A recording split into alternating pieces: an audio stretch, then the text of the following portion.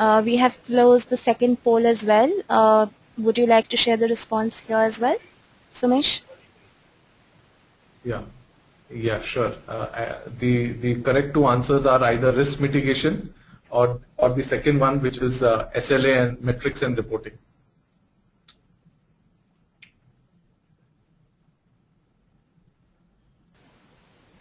Okay, do you want me to share the next poll question now or wait till you... No, we'll move ahead with the presentation. Okay. Now I wanted to touch upon the subject of how can managed services leverage the cloud platform or cloud services as they call it. For benefit of those who are not yet familiar with the principles of cloud as well as the cloud model, I have put up a diagram which essentially shows what are the attributes of a cloud, because cloud is a term which is a little bit of over abused, and this essentially would help you to relate to what is the definition of a cloud compared to just a co-location or an ASP model, and more importantly, the different type of cloud models.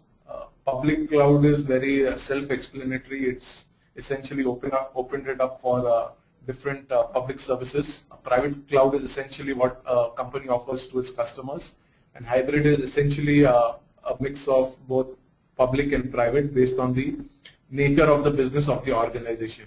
And all these three different cloud models essentially imbibe many of these principles which are on the left. How does the business benefit by entering into a cloud platform? Because any business definitely has to make conscious attempt as well as investments and time to really migrate from either a licensed product to a cloud platform or really change its business delivery model. So essentially, as you can see, these are some of the benefits which are listed. Lowered entry barriers, focus on the business, core business, agility to scale up fast and reach a wider audience, of course time to value, and pay-per-use model, which is the most powerful feature of leveraging the cloud platform.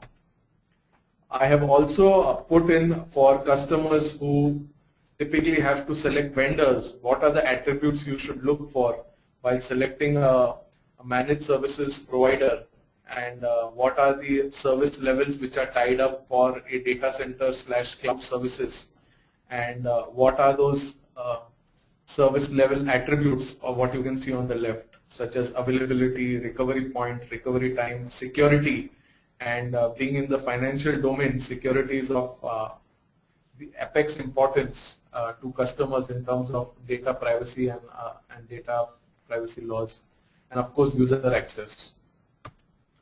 The next slide essentially gives us how have we stacked up our managed services data center hosting across the entire stack. As you can see, we have our hosting platform which is in our data centers.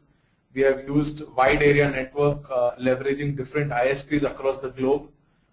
We have a proactive monitoring global network operations center across our Pune and Bangalore facilities in India.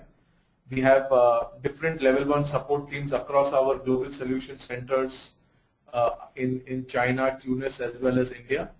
And then we have got different teams which do tier 2 and tier 3 support around managed storage, managed security, production processing, which is essentially processing on the SunGuard financial solutions and their daily processing, and of course systems management, which is around system administration as well as database administration of the operating systems.